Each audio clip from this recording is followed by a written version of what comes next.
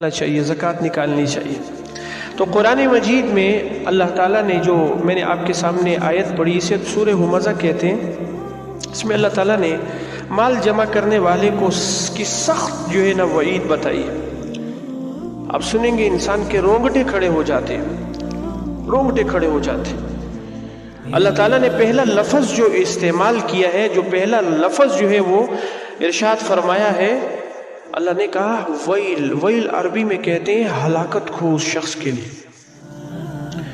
हलाकत हो उस शख्स के लिए जो ऐब निकालने वाला है। हुमस कहते हैं ऐब निकालने वाले को, और लुमस कहते हैं उस शख्स को जो ताना देने वाला है, बात बात पे ताना देना। इसलिए उलमा ने लिखा है कि जिस ताना वही देगा जिसके अंदर तकब्बुर होगा। कौन ताना देगा? जिसके अंदर तकब्बुर होगा। और तकब्बुर किस बुनियाद पे आता है? पैसे की बुनियाद पे आता है। तो जब इंसान अपने माल से ज़कात नहीं आता तो उसके अंदर माल का तकब्बुर पैदा हो जाता है, और माल का तकब्बुर उसे क्या वो करता है, उसको अपने इंजाम तक पहुंचा देता है। तो इसलिए अल्लाह ताला ने इरशाद फरमाया ऐब निकालने वाले के लिए हलाकत है। ये नहीं होता, बाज़ लोग होते हैं छोटी छोटी बात में ऐब निकालना और कमियों को देखना और नुक्स इंसान के अंदर निकालना। भाई तुम्हारे अंदर ये चीज़ नहीं है, तुम ऐसे हो, ये कौम ऐसे है, और ये जो है ना इनके अंदर ये चीज़ें हैं। इस्लाम ने ऐब निकालने वाले शख्स को पसंद नहीं किया, और क्या कहा? उसके लिए हलाकत है। और इसी तरह ताना देने वाला, बात बात पे ताना, बात बात पे ताना। हमारे यहाँ तो पंजाब के अंदर कम है, हमारे KPK में ये ताने बहुत ज़्यादा दिए जाते, बहुत ज़्यादा। और इससे फिर घर उजड़ते हैं, दुश्मनियाँ पैदा होती हैं, और घर के घर वीरान हो जाते हैं। इसलिए ताना नहीं दिया करें किसी आदमी को, कि ताने से इंसान की ईगो वो यानी उसके अंदर क्या अना पर जो है वो करते हैं कि भाई इसने मेरी अना को हिट किया है, इसलिए इससे बचना चाहिए। यहसबु अन्ना मालहु अखलदा, क्योंकि तकब्बुर ताना इसने दिया तकब्बुर की वजह से, और तकब्बुर आया माल की वजह से। और माल किस चीज को कहा कि यानी इसका कौन सा माल बुरा है? यहसबु अन्न वैलुल लिकुल्लि हुमज़तिल लुमज़ा अल्लज़ी जमा, जो माल को जमा करता है। जमा करना भी कैसे होता है कि इसके अंदर माल की तलब इतनी बढ़ जाती है, जैसे आपने देखा होगा एक बीमारी है, उसमें इंसान की प्यास बुझती ही नहीं है, भले वो समंदर पी ले। अल्लाह ताला हमें बचाए उस बीमारी से।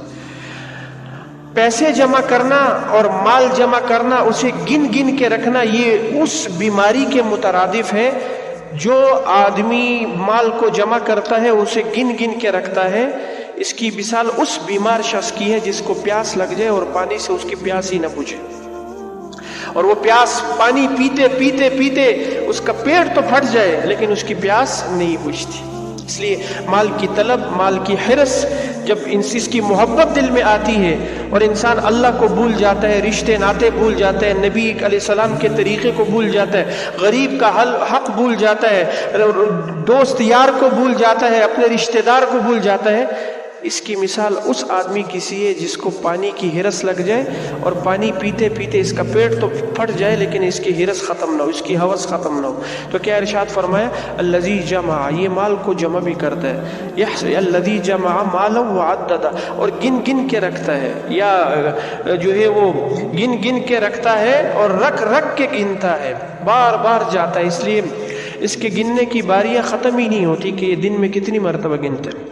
तो अल्लाह ताला ने ऐसे माल को पसंद नहीं किया।